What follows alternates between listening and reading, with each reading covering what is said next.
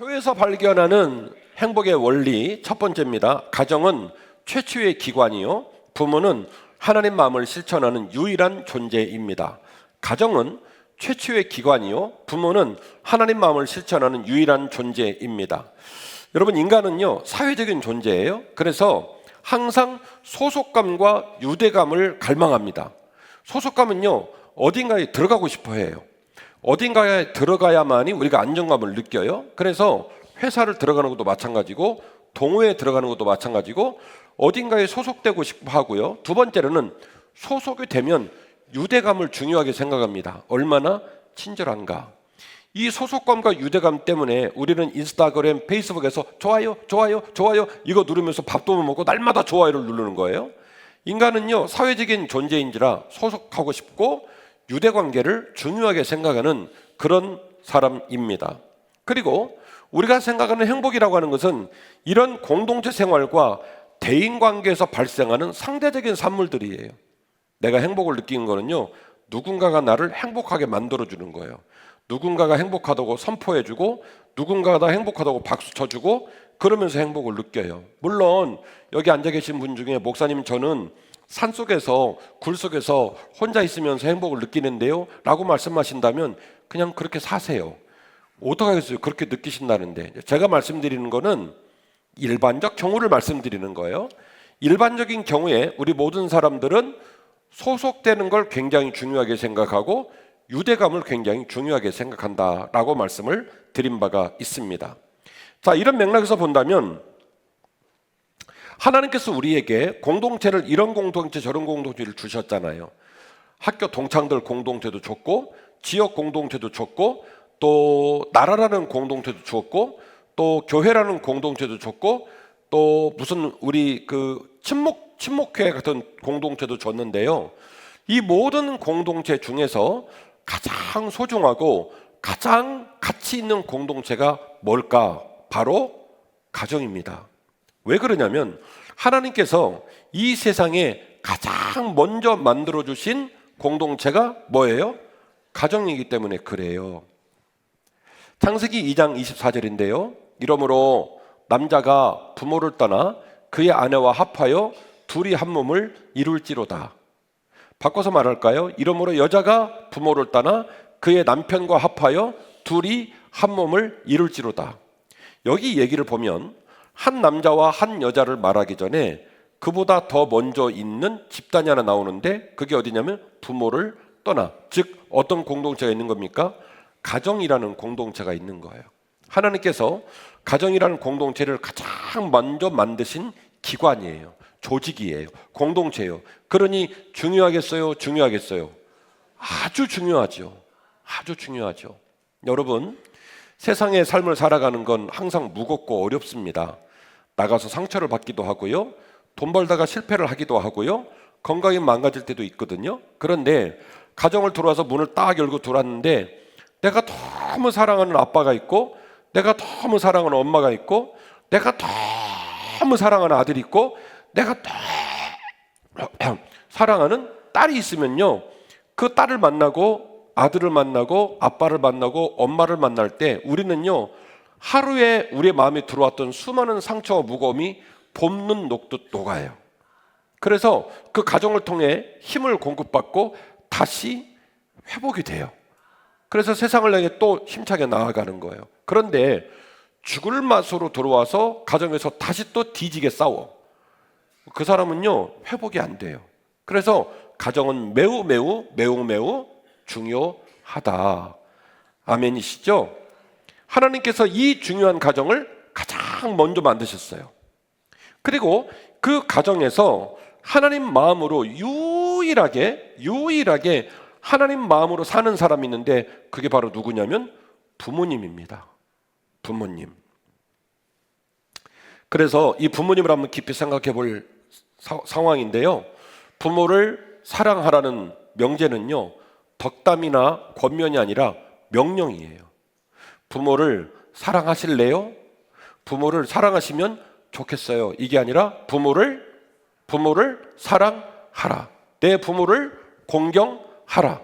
이것은 뭐예요? 명령이에요. 신명기 5장 16절입니다. 너는 내 하나님 여호와께서 명령한 대로 내 부모를 공경하라. 그리하면 내 하나님 여호와가 내게 준 땅에서 내가 생명이 길고 복을 누리게 될 것이다. 후속절에 나오는 내용이 무슨 말인지는 제 설교를 듣다 보시면 깨닫게 되실 거예요. 어쨌든 후속절은 이따가 설명을 드린다 치고, 하나님께서 말씀하시기를 내 하나님 여호와께서 내게 명령한 대로 너는 어떻게 하라고요? 부모를 공경하라. 아멘. 이는 하나님 우리에게 주신 명령이십니다. 자, 신명기 5장에서 10계명을 보셨는데 10계명이 10개로 되어 있죠. 10개 중에 1번, 2번, 3번, 4번은 하나님과 사람 사이의 계명을 말한 거예요. 하나님과 사람 사이의 계명을 말했고, 5번부터 10번까지가 사람과 사람 사이의 계명을 말하는데, 사람과 사람 사이의 계명의 맨 끝에는 이웃이 있고요, 맨 앞에는 누가 있냐면 부모가 있습니다. 다시 말씀드립니다. 10계명이 10개로 구성되어 있는데 1에서 4번까지는 하나님과 사람 사이의 계명을 말하고 있고요, 그리고 5번부터 10번까지는 사람과 사람 사이의 계명을 말하는데, 사람과 사람 사이의 계명의 맨 끝에는 이웃이 있고요, 맨 앞에는 누가 있냐면 부모가 있습니다. 다시 말씀을 드리면, 하나님께서 우리에게 행복을 담보하기 위해서 모든 상황에 놓인 사람들이 행복한 삶을 살기 위해서 두 가지 원리를 말씀하셨는데, 하나는 너희에게 가정이라는 공동체가 필요하다. 두 번째는 너는 너의 부모를 공경하라는 거예요. 오늘 박보영 목사님 읽어주신 본문이 이렇게 기록되어 있습니다. 잠언 23장 22절인데요. 너는 너를 낳은 아비에게 청종하고 내 늙은 어미를 경히 여기지 말지니라. 진리를 사되 팔지 말며 지혜와 훈계와 명철도 그리할지니라. 진리를 사되 팔지는 말하라는 말은 앞에 나오는 선행 구조를 종속합니다. 다시 말씀드리면, 내 부모를 공경하는 것, 내 아비를 청종하는 것, 늙은 내 어머니를 경홀히 여기지 않는 것, 이게 뭐라는 거예요? 진리라는 거예요. 그 진리를 사되 절대로 뺏기거나 팔지 말아라. 중요해요? 중요해요. 매우 중요하다는 거예요. 다시 앞으로 돌아가 봅니다. 너는 너를 낳은 아버지에게 청종하라고 그랬습니다. 저와 여러분은 자녀입니다. 저와 여러분은 이 사실을 아예 스스로 깨닫고 잘하고 계신 분도 있겠고, 혹은 좀 소홀히 여기는 분도 계실 수 있어요. 그래서 제가 이렇게 말하면 꼰대 아니시랄까 봐 또 꼰대 설교하신다, 그렇게 생각할지 모르겠습니다만, 이는 여호와의 말씀이시고요. 그리고 내 아비에게 청종하고 내 늙은 어머니를 경히 여기지 말라는 이유를 잠언 23장은 아주 담백하게 그리고 정확하게 뼈를 때리면서 지적하고 있는데요. 그게 뭐냐면, 그분이 너를 낳은 분이기 때문이다, 이렇게 말을 해요. 사람은요, 인생을 살아가면서 물질을 지향하고 환경의 개선과 평안을 지향하고 내가 이 세상의 삶으로 말미암아 나는 내가 행복해야 된다는 생각이 강해요. 제가 우리 자녀들을 봐도 마찬가지고 성도들하고 교제를 해봐도 마찬가지고, 여러분은요, 우리가 행복해야 된다라는 기본적인 전제를 깔고 살아요. 근데 다른 사람은 그렇게 생각 안 하거든요. 행복할 사람이 따로 있어요. 행복할 만하다라고 느껴지는 사람이 따로 있어요. 사람이 목숨 붙어 있고 밥 세끼 먹고 숨 쉰다고 무조건 행복하다? 다른 사람은 동의하지 않거든요. 그런데 내가 행복할 만한 사람인가, 내가 행복을 말할 만한 삶을 사는가를 성찰하지 못하고 우리는 어디에 집착한다? 나는 행복해야 돼. 나는 행복해야 돼. 이 생각을 많이 한다는 거예요. 그런데요, 그 행복을 생각하고 나를 지나치게 사랑하는 나는 어느 날 갑자기 하늘에서 뚝 떨어진 존재가 아닙니다. 아비가, 어미가 나를 낳아주셨기 때문에 내가 지금 살아있는 거예요.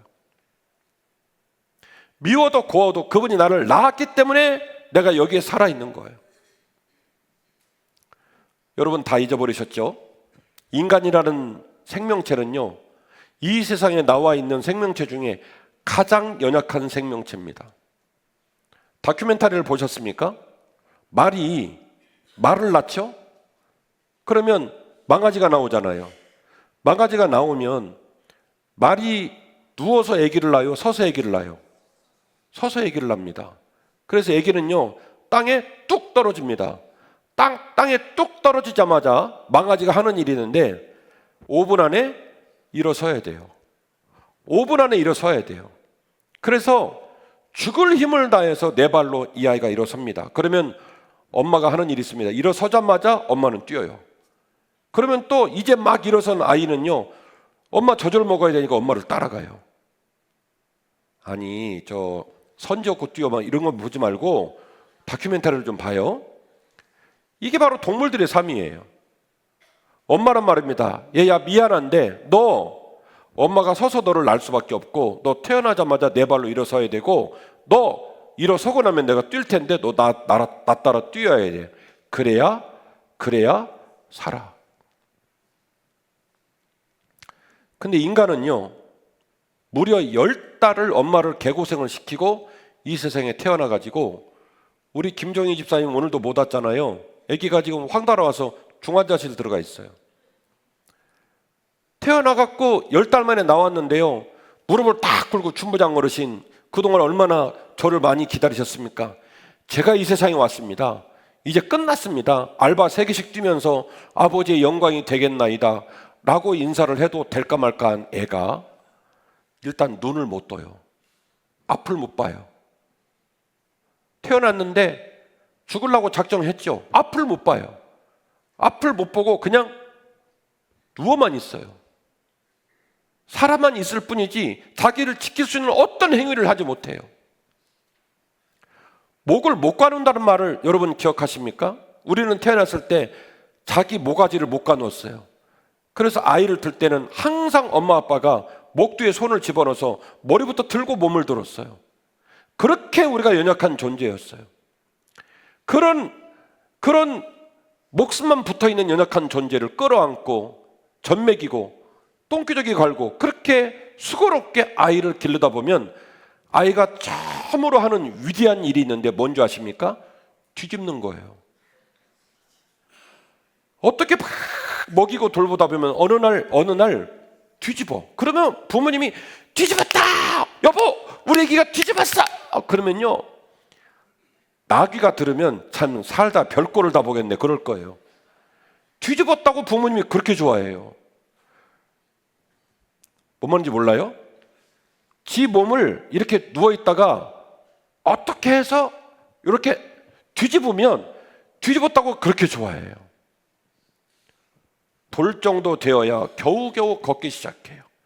그럼 부모님은 양손을 잡고 우리 아들 잘 걷네, 우리 딸 잘 걷네 그러면서 아이를 걷게 해요. 그리고 걷기 시작하면 아무거나 잡아 먹기 시작하거든요. 그럼 부모님은요, 모든 물건을 다 위로 들어 올려요. 불편하거든요. 들어 올리고 또 더러운 거 먹을까 봐 다 고무줄로 다 묶어요. 그리고 음식을 하는 칼 같은 거를요, 락앤락 통에 다 집어넣어 놔요. 음식을 할 때마다 락앤락 뚜껑을 열고 칼 뽑아서 김치 자르고 다시 씻어서 넣고 뚜껑을 닫아요. 누가 보면요, 어쩌면 저렇게 불편하게 살까? 그런데 우리를 낳은 부모님이 우리를 낳아놓고 그렇게 사셨어요. 너는 너를 낳은 아버지에게 청종해라. 너를 낳은 어머니를 경히 여기지 말아라.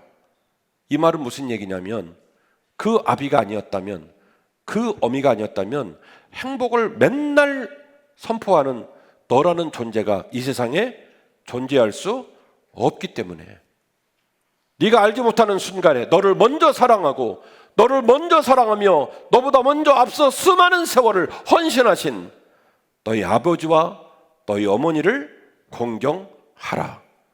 이것이 살아계신 하나님의 명령이십니다. 또한 물리적인 수치가 아니라 지속성에서 진정한 힘이 있다는 걸 여러분 잊으시면 안 돼요. 가슴 아픈 사실인데, 자식들은 물리적인 수치에 부모님을 대입하고 항상 부모님을 불편하게 여긴다 합니다. 쉽게 말하면 부모를 갈고 싶어 해요. 왜 우리 아버지는 해피리면 저런 직업을 갖고 있을까? 왜 우리 엄마는 가난한 집 딸일까? 왜 우리 집구석은 요따구로 생겼을까? 항상 이 생각을 하면서 자식들은요, 부모를 바꾸고 싶어 한다는 거예요. 내 부모보다 훨씬 더 존귀한 직업을 가진 부모가 있고 내 부모보다 훨씬 더 좋은 환경을 제공하는 부모가 있지요. 어떤 부모는 대통령이고 어떤 부모는 구청장이고 어떤 부모는 삼성기업의 CEO일 수 있겠죠. 그래서 자식들은 괴로워하고 슬퍼한다는 거예요. 내가 재수 없어서 이상한 집에서 태어났다고 슬퍼한다는 거예요. 근데 여러분, 인간을 이런 물리적인 수치로만 보면 인간만큼 불행한 사람이 또 있겠습니까? 그리고 사실은 그런 감정은 부모가 더 많이 느낍니다. 그런데 부모는 말을 안 할 뿐이에요. 내 친구 아들, 선배 딸, 내 지인들의 자녀들의 삶을 보면 어쩌면 저렇게 힘들고 어려운 상황 속에서도 자기 할 도리를 잘하고 부모에게 효를 다하며 사회에 건실한 이웃들로 살아가는지, 저 사람은 못 먹고 저런 딸과 아들을 낳았는지 그런 생각을 부모도 많이 해요. 그러나 부모는 말을 못합니다. 왜냐하면 때로는 그것이 슬픔이고 때로는 그것이 상처로 다가오긴 하지만 그 자녀가 누구의 자녀이기 때문에, 내가 배 아파서 난 내 자녀이기 때문에 부모는 그걸 말로 표현하지 않아요. 자식의 입장 속에서 부모를 물리적인 수치로 바라볼 수 있습니다만, 그러나 이 물리적인 수치라고 하는 것은 항상 사람과의 관계 속에서 상황이 변합니다. 우리가 직장에 들어가서 CEO신 대표가 나를 너무너무 이쁘게 생각해가지고 진급을 시켜주고 월급을 많이 주고 그럴 수 있습니다. 그러나 어느 날 내가 병에 걸렸다든지 실수를 했다든지 잘못된 판단으로 회사의 불이익을 취하게 되면요, 그 대표는 사랑합니까? 자릅니까? 그냥 잘라버립니다. 그때 달라요. 올라갔다 내려갔다 난리도 아니에요. 부모의 사랑은요, 절대적인 물리적인 수치로 따지면 엄청 높은 모습은 아닐지 모르겠습니다만, 제가 알고 있는 부모의 사랑은요, 한도 끝도 없습니다. 자녀를 세상에 낳아놓고 그때부터 첫 만남에서 시작된 부모의 사랑은 그 부모가 목숨을 마치는 마지막 순간까지 자녀를 사랑합니다. 어떤 방식으로든지 자녀를 위해 염려하고 자녀를 섬기고 자녀를 위해 헌신하는 지속적인 에너지가 나오는 사람은 이 세상에 존재하는 사람 중에 신 빼놓고 이 세상에 존재하는 사람 중에 딱 한 사람만 그 일을 할 수 있는데, 그분이 누구냐면 나를 낳으신 부모님이에요.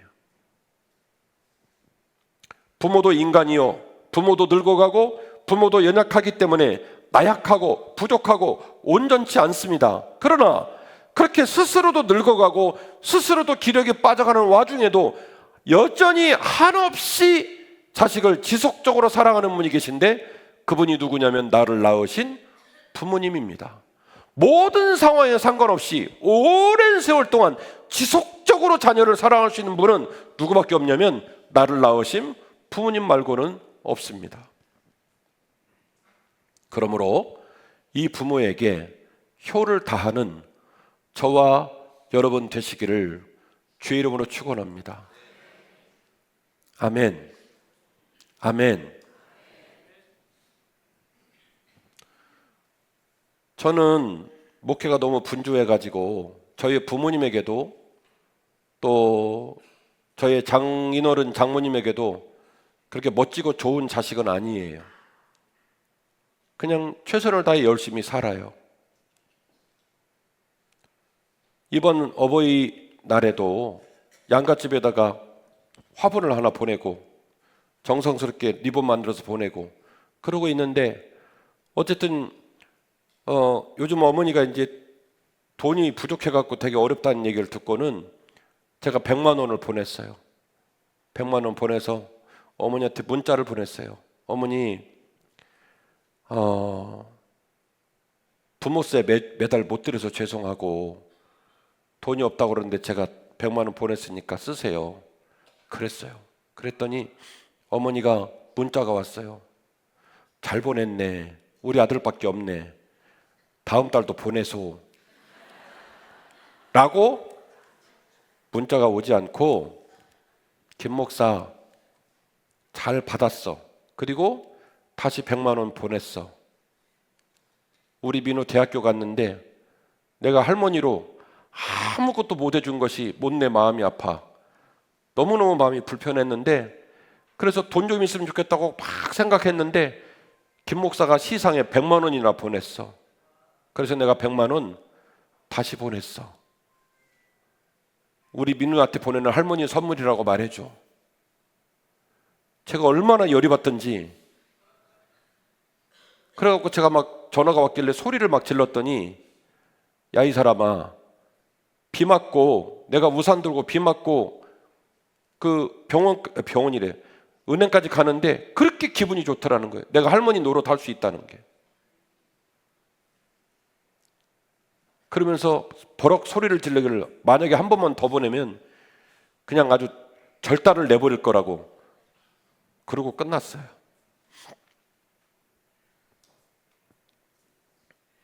모르겠어요. 여러분 가슴속에 있는 부모는 어떤 모습인지 모르겠지만 헤어질 날이 얼마 안 남은 부모를 생각할 때마다 저는 항상 눈물이 납니다. 때로 여러분들이 뭐 상처를 받았다, 어렵다 여러 가지 말을 할 수 있겠습니다만은 사람은 부모도 연약한 죄인이고 자식도 연약한 죄인이에요. 어떤 말과 행동을 할 때는 거기에는 그만한 사연과 이유들이 다 있어요. 미워하려고 마음을 먹고 정지하려고 마음을 먹고 이해 안 하려고 마음 먹으면 한없이 이해할 수 없는 존재이고요. 고맙게 마음을 먹고 이해하려고 마음을 먹으면요, 나한테 그분만큼 소중한 분도 없어요. 문제는 이런 얘기를 우리 사회가 가르치지 않는다는 거예요. 어디서도 가르치지 않는다는 거예요. 필요하다면 남의 입속에 있는 음식도 꺼내서 먹으라고 얘기하지 내 부모에게 공경하라는 것을 가르쳐 주는 곳이 어디에도 없어요. 제가 56세입니다. 제가 어렸을 때 보았던 5월달은요, 5월달 내동 모든 텔레비에는요, 가정에 관한 영화, 가정에 관한 드라마, CF도 전부 부모님, 자녀들, 그래서 가족들을 돌보고 가족을 행복하게 하는 시그널로 5월달 전체가 가득 찼어요. 집에 가서 텔레비 켜보십시오. 그런 얘기 나오는지. 없습니다. 공영방송도 그런 걸 가르치지 않아요. 학교도 안 가르쳐요. 어디에서도 이런 말을 하지 않아요. 침묵하면서 막 사는 거예요. 저는 그래서 불안하고 걱정이 돼요. 사람은 사회적인 동물이거든요. 배운 대로 생각하고 배운 대로 행동하고 배운 대로 말합니다.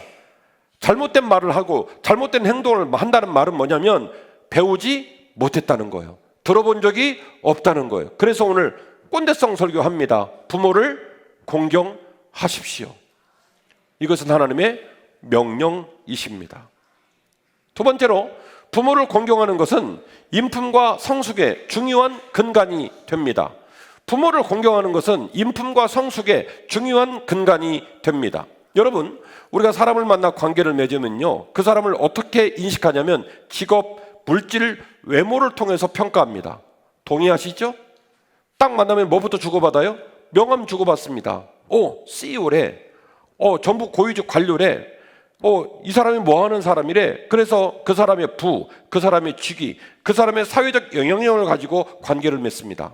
그러나 그 만남이 더 깊어지고 그 만남이 더 풍성해지기 위해서는 그 사람이 내게 물질을 주고 마음을 주고 시간을 주고 정성을 내게 주는 관계가 되기 위해서는 명함 한 장으로 돼야 안 돼요. 안 됩니다. 직위, 물질의 규모 돼야 안 돼요. 안 됩니다. 그때부터는 뭐가 필요하냐면 인품이 필요하고 그 인품이 점점 성숙해지는 성숙도가 매우 중요해집니다.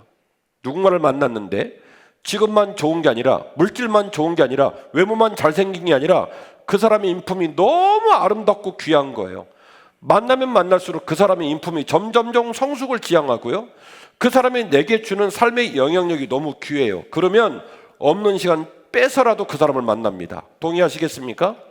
다시 말씀드리면 세상의 사람과 소속하고 유대를 나누고 그리고 그런 모든 관계 속에서 계속 좋은 일들이 벌어지고 그 좋은 일들로 말미암아 풍성한 삶을 살고 그 결과물이 행복이 되려면 우리가 인품이 좋은 사람 돼야 되고 우리 인품이 점점점 성숙한 사람으로 나아가야 한다는 거예요.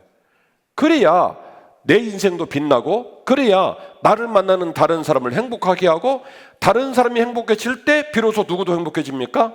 나도 행복해지는 거예요. 그렇다면 우리는 어떤 만남과 어떤 공동체에서 이런 인품을 배울까요? 이런 인품의 성숙한 삶을 어디서부터 영향을 받을까요? 제가 알기로는 가정이 가장 중요한 롤 모델이 됩니다. 여러분, 세상에서 흔히 쓰는 말 중에 우리가 어떤 사람을 평가할 때, 어떤 사람이 어떤 모습이다라는 걸 평가할 때 뭐라고 말합니까? 그 사람을 알고 나면 누구를 알 수 있다? 그 사람의 부모를 알 수 있다라고 말을 해요.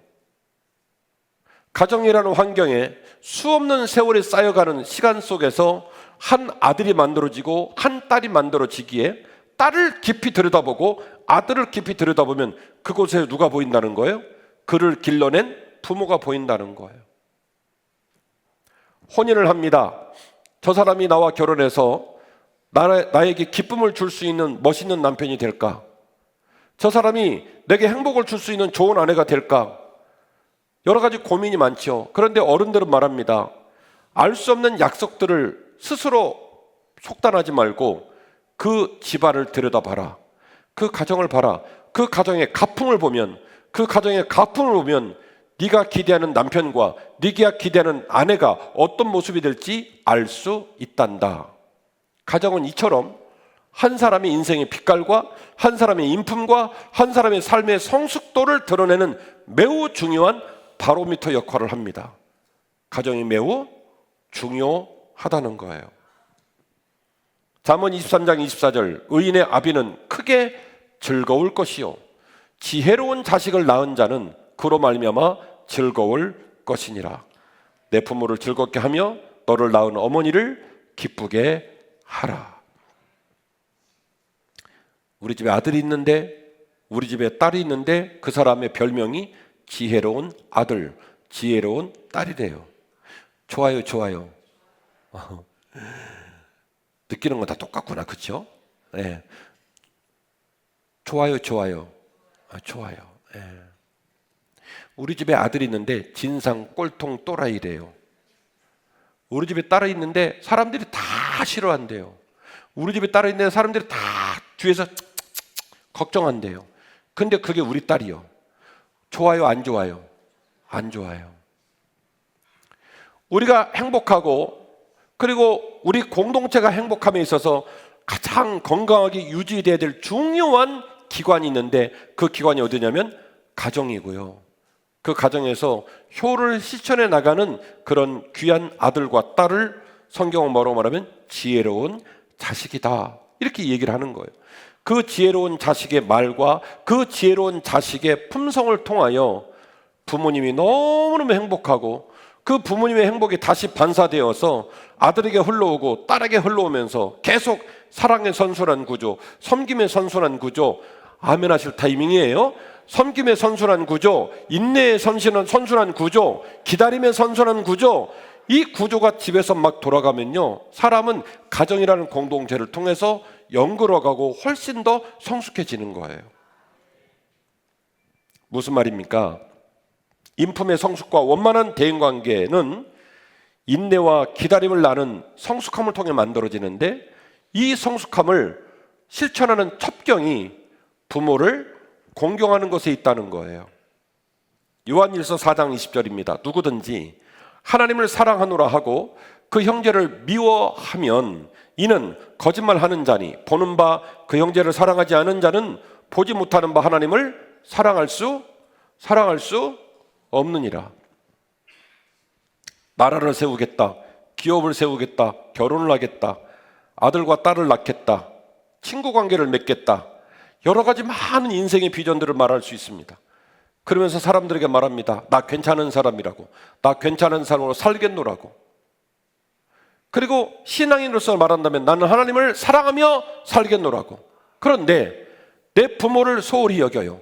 내 부모를 사랑하지 않아요. 그런데 내 부모는 나를 낳은 분이거든요. 눈도 못 뜰 때, 기어가지도 못하고 뒤집지도 못하고 아무것도 아닐 때부터 못 부러질까 목 뒤에 손을 집어넣고 그 아이를 애지중지 기르신 내 부모이시거든요. 물리적인 경계가 좀 낮고 부족함이 있다 할지라도 그 낮음과 부족함 속에서도 끊임없이 나에게 지속적인 희생과 사랑을 선물로 주신 분이 내 부모이거든요. 그런데 그 부모를 사랑하지 않아요. 그 부모를 공경하지 않아요. 그러면서 자기는 말합니다. 이 세상에 멋있는 사람 되겠다고. 이 세상에 많은 사람이 존경하는 멋있는 리더가 되겠다고. 그거는 말이 아니라 방구예요. 왜냐? 요한일서 4장 20절 말씀처럼 눈에 보이는 바 형제를 사랑하지 않는 사람이 어찌 눈에 보이지 않는 하나님을 사랑하겠는가? 길에 서 있는 얼굴도 모르고 이름도 모르는 사람과 관계를 맺고 그들을 섬기고 그들에게 멋있는 리더로 서겠다고 호언당담하는 내가 나를 낳으시고 평생 나를 지켜봐 주시고 인도하신 부모님을 사랑하지 않고 공경하지 않으면서 그 부모님에게 마음을 못 드리고 그 부모님에게 복종하고 순종하는 그 훈련이 안 된 자녀가 어떻게 세상을 섬기겠습니까? 그건 지킬 수 없는 말장난에 지나지 않아요. 여러분 여쭤볼게요. 부모를 섬기는 게 쉽겠습니까? 세상 사람 섬기는 게 쉽겠습니까? 좋은 말로 물어보잖아요. 부모를 섬기는 게 쉽겠어요? 얼굴도 모르는 세상 사람 섬기는 게 쉽겠어요? 부모 섬기는 게 훨씬 쉬워요. 부모를 감동시키는 게 쉽겠어요? 세상 사람 감동시키는 게 쉽겠어요? 예? 부모를 감동시키는 게 훨씬 쉬워요.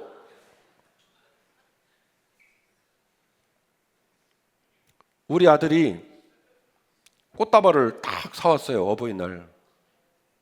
아버지, 꽃이 엄청 비싸더만요. 그래서 난 한 300만 원 하는 줄 알았어. 근데 그 목소리에 진심이 느껴져서 고맙다. 받고 나간 다음에 꺼내갖고 이렇게도 보고 저렇게도 보고 그랬어요. 왜? 아들이 사온 거니까. 근데 그 전날 어떤 집사님이 아들은 꽃다발을 줬고 어떤 집사님은 꽃 바구니를 줬어.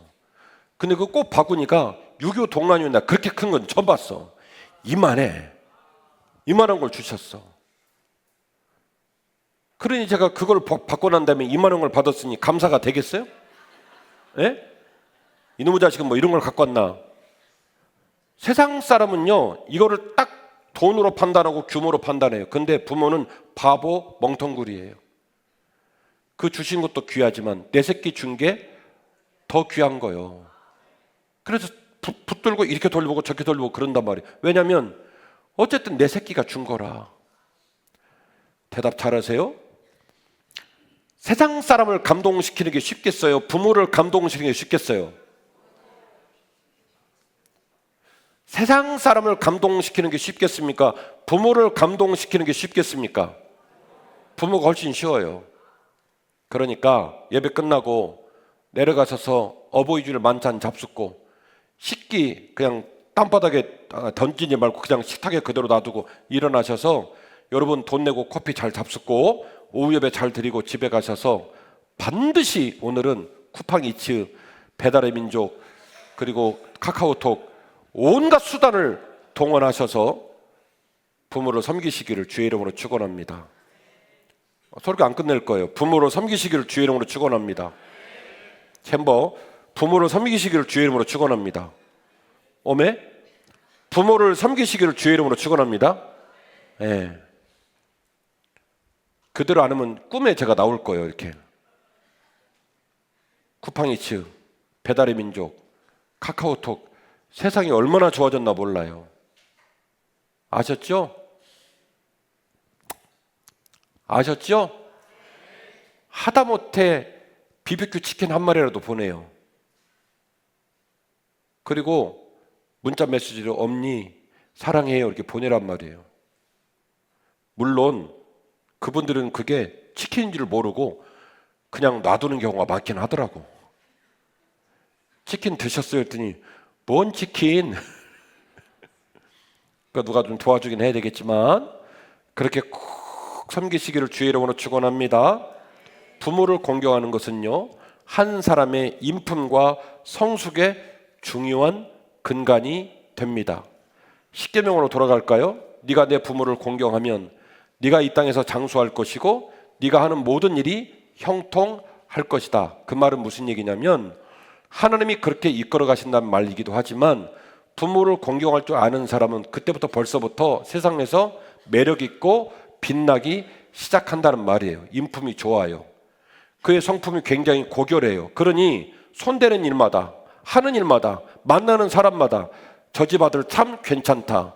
저 집 딸 참 괜찮다. 우리 딸 선물로 주면 좋겠다. 우리 아들 선물로 주면 좋겠다. 저 사람이라면 채용을 해야 되겠다. 저 사람이라면 친구 삼아야 되겠다. 이렇게 되어서 이 땅에 손대는 모든 일이 다 형통하게 되는 거예요.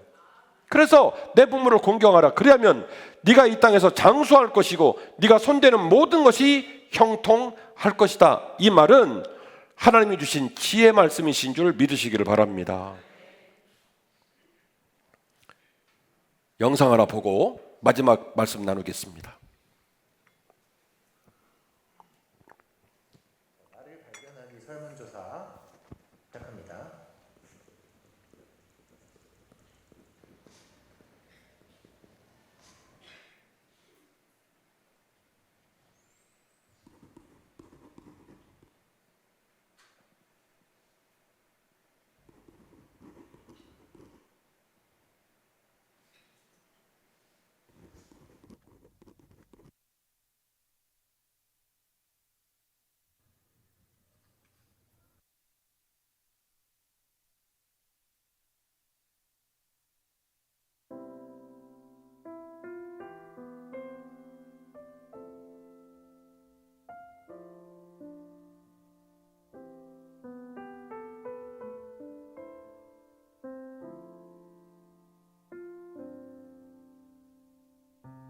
목사님 수요일은 몇 살인가요?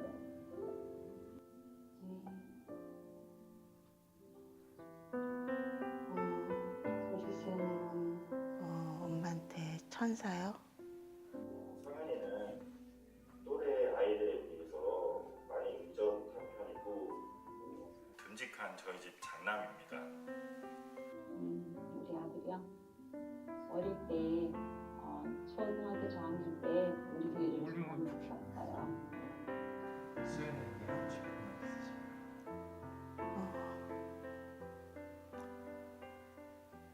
늘 미안하고 고맙고 그래요. 수연아, 너만 보면 엄마는 가슴이 아파. 미안하고 고맙고. 아들 사랑하는 아들 늘 많이 너가 행복했으면 좋겠고 알지? 아들 세상에서 제일 사랑하고 엄마가 휴대폰 어떻게 저장되어 있는지 알지? 주님이 주신 최고의 선물이야. 아들 사랑해? 알지? 사랑해. 잘할게. 사랑해. 항상 사랑한다.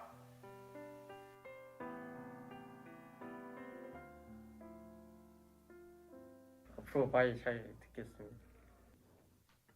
엄마가 나한테 해주는 것만큼 내가 엄마한테 신경을 못 쓰고 사랑을 주지 못한 것 같아서 항상 미안한 마음이 큰 것 같아서 항상 고맙고 사랑해 엄마. 저는 부족함 없이 잘 컸고요. 이렇게 밝게 클 수 있었던 건 엄마가 옆에 있었기 때문에 가장 큰 것 같습니다. 저 사랑하고 항상 감사합니다.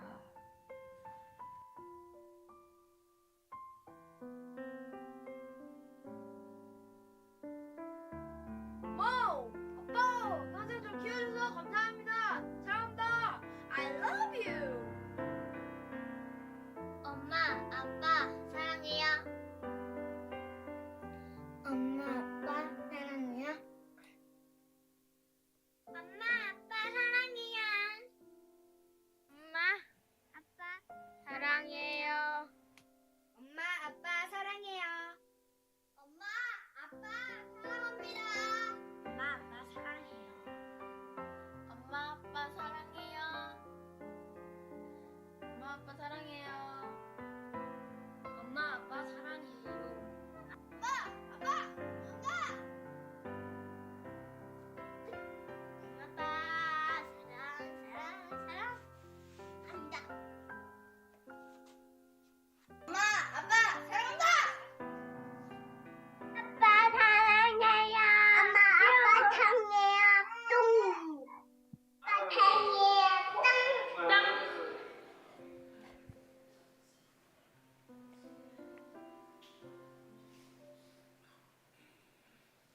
예.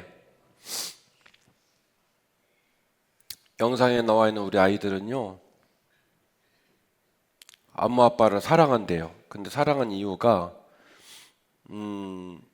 집 사줘서 그런 거 아니고, 승용차 사줘서 그런 거 아니고, 밥 줘서 사랑한대요. 봤죠? 엄마 밥 줘서 감사해요. 엄마 저 키워줘서 감사해요. 차라리 어렸을 때 우리 아이들 그 사랑이 너무 겸손하고 너무 현실적이고 너무 애틋해요. 키워주는 게 뭐라고, 밥 주는 게 뭐라고. 근데 엄마 밥 줘서 감사해요, 키워줘서 감사해요 이러잖아요. 근데 그렇게 그 밥을 먹고 그렇게 키워서 이제 성인이 된 자식은요, 원망을 해요. 당신의 직업은 왜 그렇게 생겼냐고, 당신은 해필이면 왜 이런 집에 사냐고 자꾸 원망을 해요. 그게 맞을까? 이 세상에 부모로 태어난 사람이 어디 있습니까? 부모도 똑같이 한 사람의 아들과 딸로 살다가 준비하지 못한 채로 어느 날 느닷없이 부모가 된 것을요. 그리고 그렇게 볼멘 소리를 하는 우리 자녀들도 이제 몇 년 안 되면 가정을 꾸미고 부모가 될 것을요. 심은 그대로 거두게 될 텐데 그들의 삶은 또 어떤 열매를 맺게 될까요? 우리에게 필요한 건 분노, 정죄, 갈등, 판단, 그런 더럽고 추악한 단어들을 발로 뻥 차버리고 언제부터 잊어버렸나 모르겠지만은 사랑, 고마움, 미안함, 기다려줌, 그리고 안아줄 수 있는 따뜻한 마음이 우리들에게 꼭 회복되어야 할 줄로 믿습니다. 그러면 가정이 살고요, 가정이 살면 인생이 풀어져요. 마지막 얘기입니다. 부모의 지속적인 풍성한 사랑은 행복한 가정을 만들 수 있는 확실한 비결이 됩니다. 룻기 4장 14절 이하의 본문인데요, 여인들이 나오미에게 이르되 찬송할지로다 여호와께서 오늘 너에게 기름 물을 자가 없게 하지 아니하셨도다. 이 아이의 이름이 이스라엘 중에 유명하게 되기를 원하노라. 이는 내 생명의 회복자이며 내 노년의 봉양자라. 곧 너를 사랑하며 7 아들보다 더 귀한 내 며느리가 낳은 자로다 그랬습니다. 재미있는 표현이죠. 며느리를 여러분 여쭤볼게요. 딸 같은 며느리 있어요, 없어요? 모르시는구나. 제가 딸 같은 며느리는 6.25 동란 이후에 없습니다. 며느리는 며느리고 사위는 사위예요. 딸 같은 며느리는 이 세상에 존재하지 않아요. 그런데 나오미를 아는 이웃 여자들이 나오미에게 뭐라고 말하냐면 당신의 며느리는 아들 7명보다도 더 귀한 며느리다 이 말을 해요. 멋있죠? 엘리멜렉이라는 남편과 나오미라는 부인이 베들레헴에 살았대요. 근데 베들레헴이 흉년이 들어가지고 엘리멜렉이 나오미를 데리고 아들 둘을 데리고 모압이라는 이방 나라로 이민을 갔어요. 이민을 가가지고요, 엘리멜렉이 죽고 큰아들 죽고 둘째들 죽고 다 죽어버렸어요. 그래갖고 그 모압 이방 땅에 여자 셋만 남은 거예요. 그 셋 이름이 누구냐면 나오미, 오르바, 그리고 룻입니다. 근데 시어머니 보니까 인생이 엉망진창이 된 거예요. 남편 죽었죠, 아들 죽었죠. 그리고 이 두 여인과 이 시어머니는 아무 관계도 아니에요. 생각해보니까 가만히 있다가는 모두가 불행하게 생겼어요. 그래서 두 며느리를 불러다가 시어머니가 말합니다. 내가 이런 상황을 만들려고 한 건 아닌데 어쩌다가 너와 내가 이런 모습이 됐으니 참 미안하게 됐다. 그러니까 너희들 집으로 다시 돌아가라. 그랬더니요, 오르바가 그 말이 떨어지자마자 어머니 그동안 감사했어요, 건강하세요, 나 가요, 가버렸어. 예. 사실은 그 말 떨어지기 전에 어젯밤도 고민했거든. 야밤도주 할까? 이 생각했거든요. 다행히 시어머니가 집에 가래. 그래서 뒤도 안 돌아보고 가버렸어요. 누구 남았습니까 지금? 룻 남았죠. 시어머니가 말합니다. 얘야, 너도 얼른 가거라. 너 동서 갔잖아. 나는 너를 지켜줄 수가 없어. 너도 얼른 가. 그랬더니요, 룻이 뭐라고 말을 하냐면 어머니, 저마저 떠나면 어머니 세상에 딱 혼자 남습니다. 어머니 그런 말씀 하지 마세요. 제가 어머니를 지킬 거예요. 그리고요, 어머니가 섬기는 하나님은 이제는 어머니의 하나님이자 곧 나의 하나님이시니 저를 떠나라 말하지 마세요. 그렇게 하고 어머니를 쫓아서 다시 이스라엘 베들레헴으로 이민을 옵니다. 이민을 오니까 변변한 집도 없죠, 논도 없죠, 밭도 없죠, 진짜 아무것도 없는 거예요. 나오미가 기가 막히죠. 어떻게 하면 좋을까? 그랬더니 며느리가 뭐라고 말하냐면, 어머니 걱정도 하지 마세요. 딸이 아니라 누구라고요? 며느리. 어머니 걱정도 하지 마세요. 제가 먹을 거 구해올게요. 가가지고 남의 집 농사 짓는 추수하는 곳에 가서 일하는 품꾼들한테, 제가 이만저만해서 모압이라는 곳에서 이민 온 여잔데 제가 밭고랑에 있는 저 이삭 좀 주우면 안 될까요? 이렇게 해가지고 이 농사를 진 게 아니라 농사 짓고 떨어진 것들을 줍고 있는 거예요. 이뻐요, 이뻐요? 이뻐. 우리 집도 그런 며느리 들어오면 좋을 것 같은데. 아무튼 이뻐. 이뻐. 그래갖고 자기 친어머니가 아니라 시어머니를 위해서, 말하자면 구걸하듯이 지금 벼이삭을 줍고 있는 중인데, 그 논과 밭의 주인이 거기를 온 거예요. 왔는데, 이건 저의 해석이에요. 하나님이 그 보아스의 눈을 해가닥 뒤집어 버렸어요. 그래갖고 봤는데 뒤태가 너무 이쁜 거야. 저는 그거는 객관적 사실이 아니라 하나님이 눈을 뒤집었다고 보는 거예요. 보아스 눈에 뭐 이쁜 여자가 그 여자만 있었겠어요? 그것도 외국 여자인데? 물어봅시다. 집이 쫄딱 망해가지고 그 베들레헴으로 이사를 왔으면 지금 이 나오미가 입고, 룻이 입고 있는 옷이 에르메스, 구찌, 파레가모 뭐 이런 거 있겠어요? 허름했겠어요? 허름한 옷을 입고 있겠지. 그런데 보아스는요, 그 허름한 옷을 입고 있는 룻이 너무 이뻐 보인 거예요. 그래서 종들한테 물어봤어요. 야, 누구냐? 그랬더니 종들이 세상에 이 모압이라는 이방에 사는 여자인데요, 이만저만 해갖고 엘리멜렉이 죽고, 뭐 그 당신 친척 엘리멜렉 죽고, 또 뭐 사촌 남자 다 죽고, 그래갖고 다 막 오르바 집에 가고 막 해갖고 그랬는데, 어머니 나를 떠나지 않겠습니다 막 하나님 어쩌고저쩌고 해가지고 와가지고 세상에 어머니를 집에 모시고 지금 그 시어머니를 위해서 벼이삭을 주스러 나왔대요. 그 말 한마디에 뿅 가버린 거예요. 대박. 우리 동네에 이런 여인이 있다니. 우리 동네에 이런 여인이 있다니. 제가 그래서 우리 집사람이랑 결혼한 거 아닙니까? 그렇게 감동을 받아야 결혼을 하는 거예요. 그렇게 감동을 딱 받아가지고 보아스가 말도 안 되는 이제 일을 하잖아요. 종들한테 원래 품주고 일꾼을 쓰면 추수를 할 때 어떻게 해성해성 일을 시킵니까? 단디 똑바로 하라고 합니까? 똑바로, 단디 똑바로 하라고 그러죠? 근데 이제 거꾸로 말해요. 낫질할 때 좀 흘려, 옆에다가. 질질 흘려, 질질질. 누구 때문에? 그거 주워갈 룻 때문에. 예. 그리고 오후에 싹 단을 묶어가지고 겨운기에 싣고 집에 올 때 한 달씩 발로 차서 밑에다 떨어뜨려 놔. 누구 때문에요? 룻 때문에. 예. 그리고 아침 9시에 바카스 나눠줄 때 룻도 나눠줘. 오후에 비타민 음료 나눠줄 때 룻도 나눠줘. 뭐 이렇게 말하면서 룻에게 계속 사랑이 흘러들어가요. 심지어 나중에는요, 보아스의 식탁에 초대까지 합니다. 그렇게 해서 보아스와 룻이 결혼을 했고, 그 룻이 낳은 아이, 그 아이를 가지고 지금 이 얘기를 하고 있는 거예요.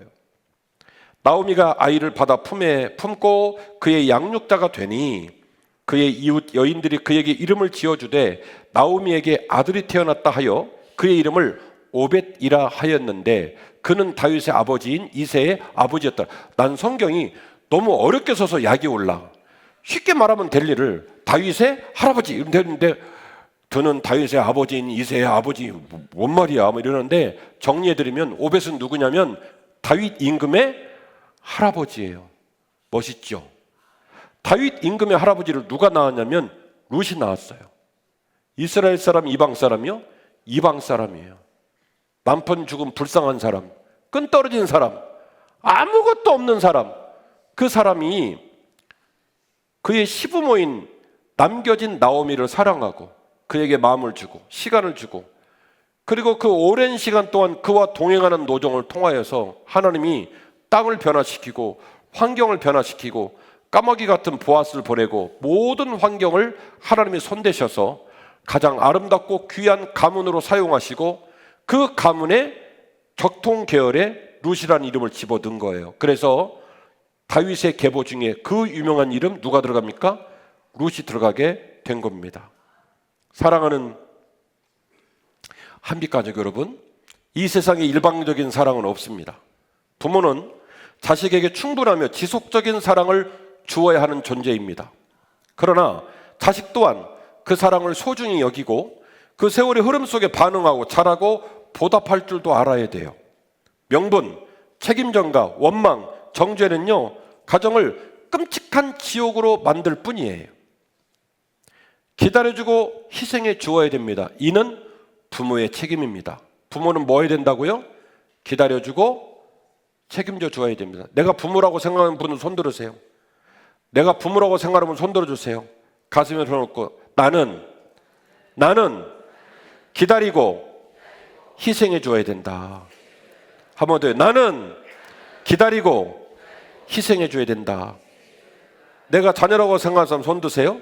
내가 자녀, 다시 가슴에 손을 대고 나는 순종해 주고 따라들어야 된다. 나는 순종해 주고 따라들어야 된다. 손 내리세요. 부모는 자식에게 기다려주고 희생해 주어야 되고요. 자녀는 순종해 주고 따라 주어야 합니다. 부모와 자녀로 구성된 가정은요, 항상 행복한 이야기가 끊어지지 않는 풍성한 사랑의 옹달샘이 될 겁니다. 하나님의 마음으로 사랑하는 부모, 부모로부터 사랑을 실천하는 자녀, 서로를 소중히 여기며 지속적으로 사랑을 쌓아가는 귀한 가정이 우리 한빛교회 모든 가정이 되시기를 주의 이름으로 축원합니다. 오늘 영상에 나온 부모님들, 오늘 영상에 나온 자녀들은 바로 우리의 또 다른 모습이에요. 우리의 삶 속에서 그렇게 귀한 부모, 귀한 자녀로 우뚝 서시기를 주의 이름으로 축원합니다. 일어나실까요? 말씀을 묵상하며 찬양합니다.